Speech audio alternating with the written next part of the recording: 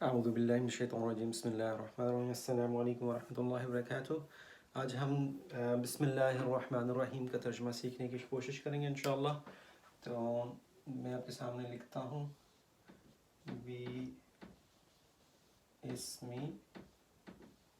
اللہ الرحمن الرحیم۔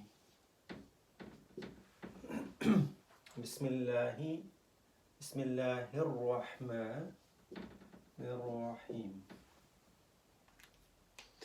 اب اس میں دیکھیں جو بی ہے یہ حرف ہے، اسم جو ہے یہ اسم ہے، اس چیز کا نام ہے، نام کا نام ہے۔ اللہ اللہ تعالیٰ کا ذاتی نام ہے، تو ذاتی نام جو ہے اللہ تعالیٰ کا یہ بھی اسم ہے۔ اس کے بعد الرحمن، تو یہ اللہ تعالیٰ کا صفاتی نام ہے، صفت ہے اللہ تعالیٰ کی ایک، تو صفاتی نام۔ اور اسی طرح سے جو رحیم ہے یہ بھی اللہ تعالیٰ کا صفاتی نام ہے، تو یہ دونوں بھی اسم ہے۔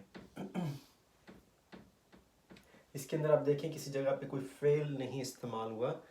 اگر آپ اس کو کمپیئر کریں اس کے ساتھ اعوذ باللہ من الشیطان الرجیم کے ساتھ، تو اعوذ جو تھا میں پناہ مانگتا ہوں وہ ایک فعل تھا، جبکہ اس کے اندر کوئی فعل نہیں استعمال ہوا۔ تو اسم کا تو آپ کو پتہ ہے کہ اسم کیا چیز ہے۔ اللہ کا نام جو ہے اس کو بھی ہم نے پہلے ڈسکس کر چکے ہیں کہ یا الہن سے ہے موسٹ پروبلی، اور بی جو ہے یہ ایک حرف ہے۔ اب جو دو نئے لفظ ہیں یہاں پہ وہ ہیں الرحمن اور الرحیم، ٹھیک ہے۔ تو الرحمن اور الرحیم کے اندر آپ دیکھیں تو الف لام ان کے ساتھ لگا ہوا ہے، اور اس کے ساتھ بھی الف لام لگا ہوا ہے، اور را جو ہے یہ حروف شمسی ہے، تو اسی وجہ سے آپ اس کو دو دفعہ پڑھتے ہیں الرحمن، الرحمن نہیں کہتے، اسی طرح الرحیم نہیں کہتے، بلکہ آپ اس کو کہتے ہیں الرحمن اور الرحیم۔ تو سب سے پہلے تو ہم ان کو ڈسکس کرتے ہیں یہ دو لفظ کہاں سے آئے ہیں۔ تو جو راہ میں ہے حروف تہجی میں سے اگر آپ 3 حروف چنیں، را، ہا، ما، جس کا مطلب ہوتا ہے رحم کرنا یا اس نے رحم کیا، تو اگر ہم اس کے سامنے اس کے اوپر جزم لگا دیں، میں اس کو اسی طریقے سے کرتا ہوں، اب اس کو راہ اس کے اوپر جزم لگا دیں اور میم جو ہے اس کے اوپر زبر رہے گی، آگے الف اور نون لگا دیں، تو یہ بن جائے گا رحمان، رحمان، تو یہ بنے گا رحمان، ٹھیک ہے۔ تو رحمان کہاں سے آیا؟ جیسے ہم نے کہا تھا کہ الف نون لگانے کا مطلب یہ ہوتا ہے کہ کسی اسم کے اندر اگر الف لام لگا ہوا، الف نون لگا ہوا ہو اینڈ کے اوپر آخر پہ، تو اس کا مطلب ہے بہت زیادہ، اتنا زیادہ کہ اس کے عمل سے یہ چیز ظاہر ہو۔ تو اللہ تعالیٰ کی ذات ایک ایسی ذات ہے جس کی ایک صفت یہ ہے کہ وہ رحمان ہے، اور رحمان کا مطلب وہ اتنا زیادہ رحم کرتا ہے کہ اللہ تعالیٰ کا رحم جو ہے ہمیں ارد گرد نظر آتا ہے۔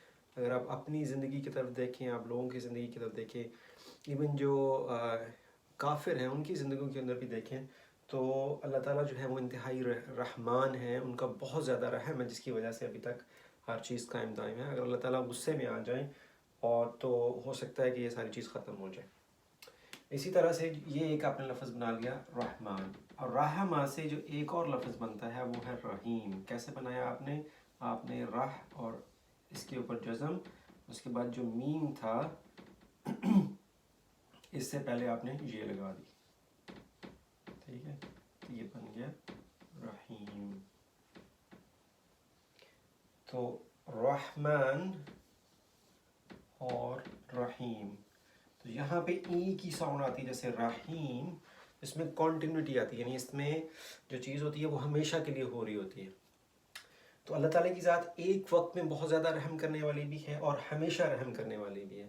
اللہ تعالیٰ کی ایک جو صفت ہے کہ وہ غصے میں بھی آ سکتے ہیں، اللہ تعالیٰ جل جلالہ غصے میں بھی آ سکتے ہیں، لیکن اللہ تعالیٰ کی یہ والی جو صفت ہے رحیم، یہ اللہ تعالیٰ نے اپنے نفس کے اوپر رحمت کو واجب کر لیا ہے، اللہ تعالیٰ نے اپنے لیے بھی ایک اصول بنائے ہیں، اور اللہ تعالیٰ کی ذات جو ہے وہ اس نے اپنے لیے جو اصول وضع کیا وہ یہ کہ اللہ تعالیٰ کی یہ والی جو صفت ہے رحم اور رحیم، یہ باقی صفتوں کے اوپر ہمیشہ غالب رہے گی۔